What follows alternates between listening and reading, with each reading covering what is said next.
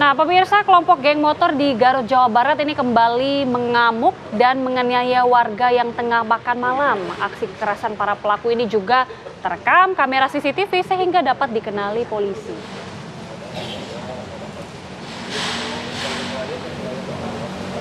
Dan seperti inilah rekaman CCTV aksi kekerasan yang dilakukan oleh geng motor di Garut, Jawa Barat. Mereka menganiaya seorang warga yang tengah asik makan malam di sebuah kafe yang ada di Jalan Bratayuda, Kecamatan Garut, Kota Garut. Korban pada saat itu tak mampu melawan karena dikeroyok oleh para pelaku. Namun kurang dari 24 jam pelaku berhasil diringkus usai petugas mengenali ciri pelaku yang terekam kamera pengawas. Satu orang pelaku berinisial K langsung digelandang ke unit Jatanras Polres Garut. Sementara pelaku lainnya berinisial O masih dinyatakan buron alias DPO. Polisi juga memastikan penganiayaan yang dilakukan oleh geng motor ini bermotifkan eksistensi sesama geng motor.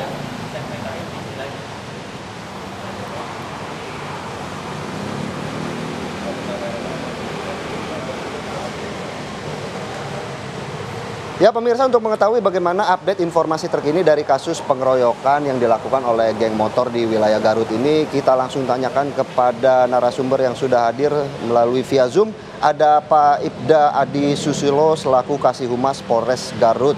Selamat pagi Pak Kasihumas.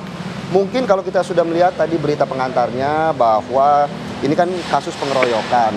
Pelaku juga sudah ditangkap. Sejauh ini kemudian apa motif yang dilakukan oleh pelaku untuk mengeroyok korban, Pak Kasihumas? Ya, selamat pagi. Untuk sementara motif ini masih dalam pemeriksaan petugas karena satu orang masih dalam pengejaran atau masih DPO. Untuk sementara dugaan adalah eksistensi dari geng motor itu gitu. Oke. Pak Adi, boleh dielaborasi lebih jauh. Ini eksistensi dari geng motor ini maksudnya seperti apa, Pak? Apakah memang ini dua geng motor yang bermusuhan dan sudah sejak kapan ini terjadi? Dari pelaku ini, dia mengaku, oknum ini mengaku dari XTC. Kemudian untuk pihak korban ini diduga juga dari geng motor BGS gitu. Jadi ketika korban ini sedang makan pagi hari pukul 4, tiba-tiba didatangi oleh para pelaku ini dan kemudian melakukan pengeroyokan gitu. Jadi sementara ini sebelumnya kedua orang ini juga tidak saling mengenal. Karena diduga karena ya eksistensi dari keberadaan geng motor tersebut. Oh, berarti memang dari kedua baik pelaku maupun korban ini tidak saling mengenal begitu Pak ya? Betul, keduanya tidak saling mengenal.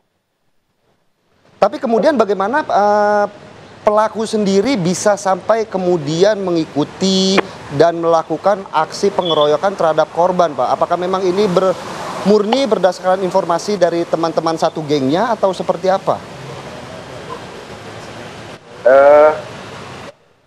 Waktu korban ini sedang makan ini hari itu, kemudian para pelaku datang, kemudian salaman dan berkenalan.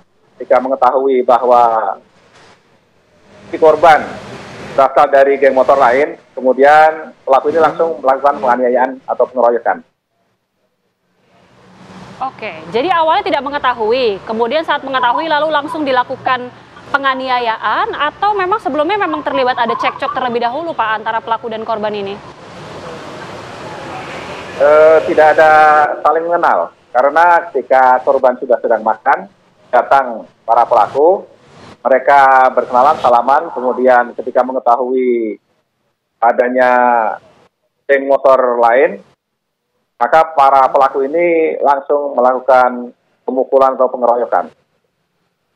Pak, kalau kita melihat dari kasus ini sepertinya tidak hanya melibatkan antara pelaku dan juga korban dari tindak kekerasan, namun juga ada dua unsur geng motor yang dinilai cukup besar di wilayah Jawa Barat.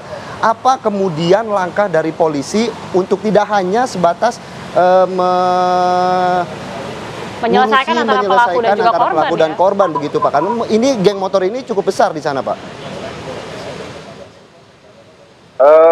Polres Garut meningkatkan patroli di tempat-tempat rawan, terutama pada malam hari sampai dini hari, untuk mencegah hal-hal tersebut terulang kembali.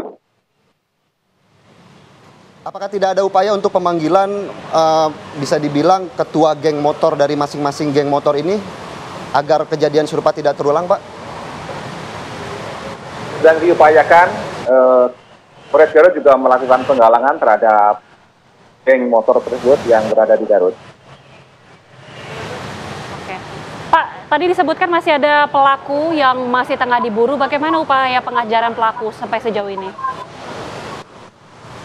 Sampai saat ini Polres Garut masih melakukan upaya pencarian atau pengejaran kepada satu pelaku lagi.